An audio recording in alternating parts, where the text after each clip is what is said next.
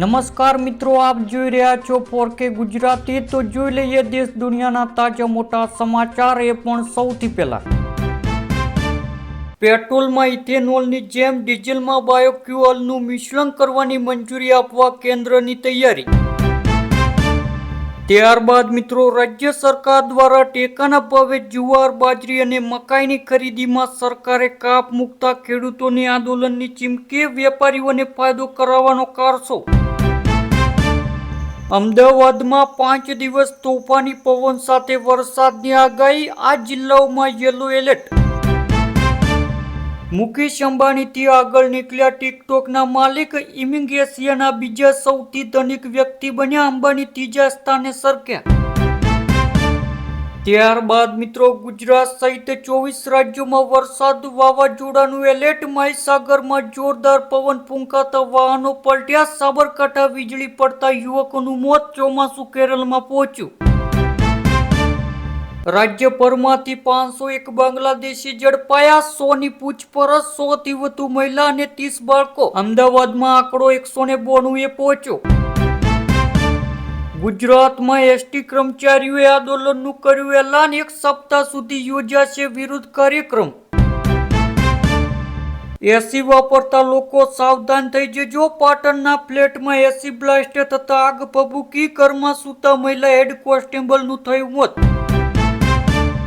ત્યારબાદ મિત્રો, આ વખત આકાશમાં ઘેરાયેલા કાળા ડિબાંગ વાદળોએ ગરમીની તીવ્રતાને શાંત કરી દીધી છે। દર વર્ષની જેમ આ વર્ષ પણ ચોમાસું આગમન માત્ર આવવાની અપીલ નથી, પરંતુ દેશના કરોડો ખેડૂતો, વેપારીઓ અને સામાન્ય જનતા માટે આશા અને રાહતનો મોટો સંદેશ લઈ આવ્યું છે। ખેતરોથી લઈને શહેરો સુધી હવે સૌ કોઈની નજર વરસાદની આગામી ગતિ પર ટકેલી છે। ત્યારે હવામાન વિભાગે ગુરુવારે પુષ્ટિ કરી છે કે ચોમાસું કેરળમાં પ્રવેશ કરી ચૂક્યું છે અને તેની સાથે જ લક્ષદ્વીપ તથા દરિયાકાંઠાના વિસ્તારોમાં વરસાદી ગતિવિધિઓ તેજ બની છે। આઈએમડી દ્વારા 4 જૂનથી 9 જૂન વચ્ચે કેરળમાં ભારેથી અતિ ભારે વરસાદની ચેતવણી જાહેર કરવામાં આવી છે।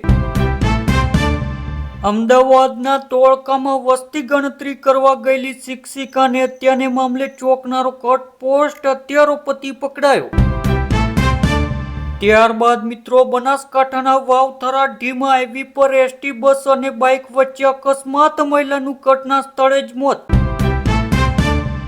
અમદાવાદ જગતપુર 4 રસ્તા પાસે જીવલેણ ડ્રાઇવિંગ કરતો ડમ્પર ચાલક ઝડપાયો, વિડીયો વાયરલ થતા પોલીસની કાર્યવાહી।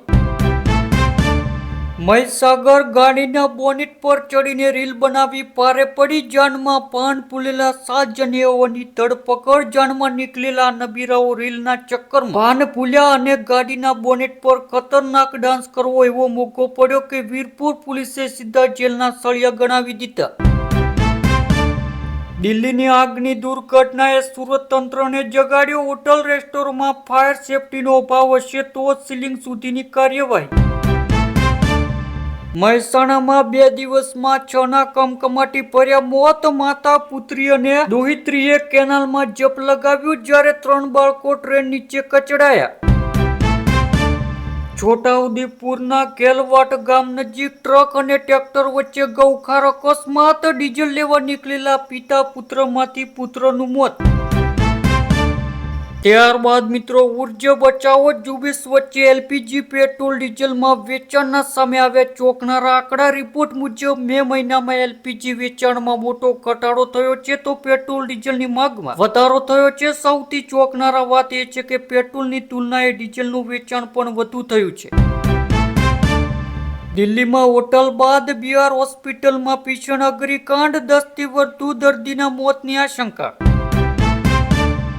ત્યારબાદ મિત્રો, હવામાન વિભાગના જણાવ્યા અનુસાર આગામી 5 થી લઈને 7 દિવસ સુધી કેરળમાં મોટા ભાગના વિસ્તારોમાં ભારેથી અતિ ભારે કડાકા ફડાકા સાથે વરસાદ પડી શકે છે। આજે કેરળ, તમિલનાડુમાં ચોમાસાની એન્ટ્રી નક્કી, 17 રાજ્યોમાં આંધી વંટોળ સાથે વરસાદનું મોટું એલર્ટ।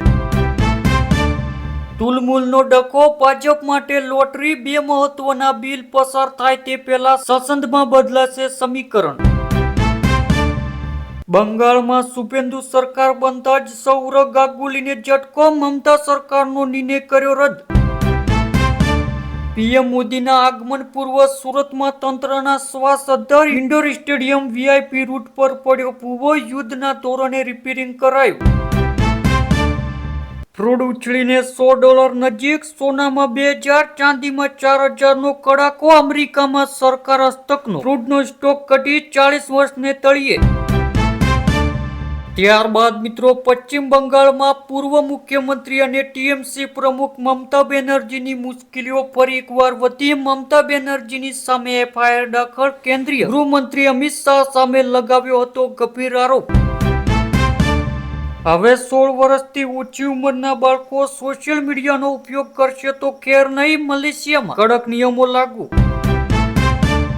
ત્યારબાદ મિત્રો ખેડૂતોને 2 લાખ સુધીનું દેવું થશે માફ. 56 લાખ ખેડૂતોને થશે મોટો ફાયદો. દેવા માફી યોજનાને મહારાષ્ટ્ર કેબિનેટની મંજૂરી.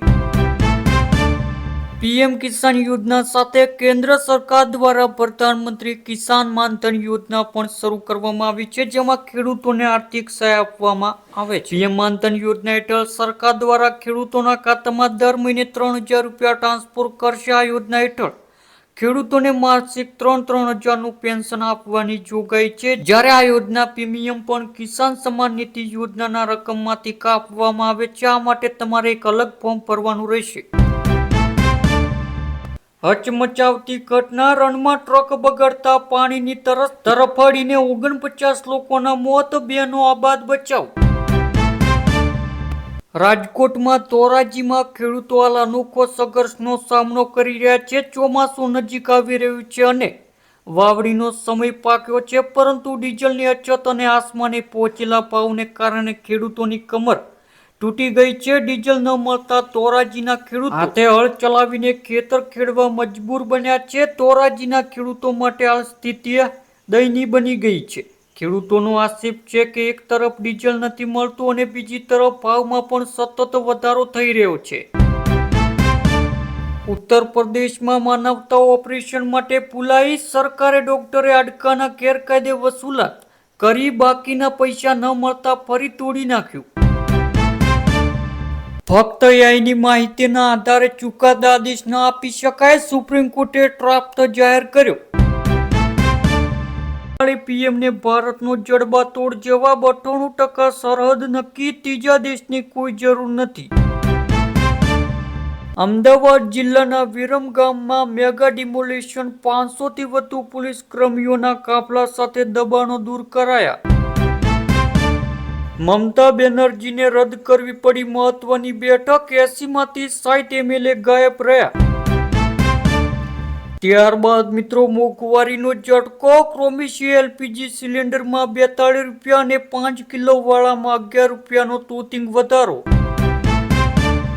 વસ્તી ગણતરીનો રસપ્રદ ઇતિહાસ. ડિજિટલ યુગ પહેલા દેશના ટપાલ વિભાગની મદદથી થઈ હતી વસ્તી ગણતરી.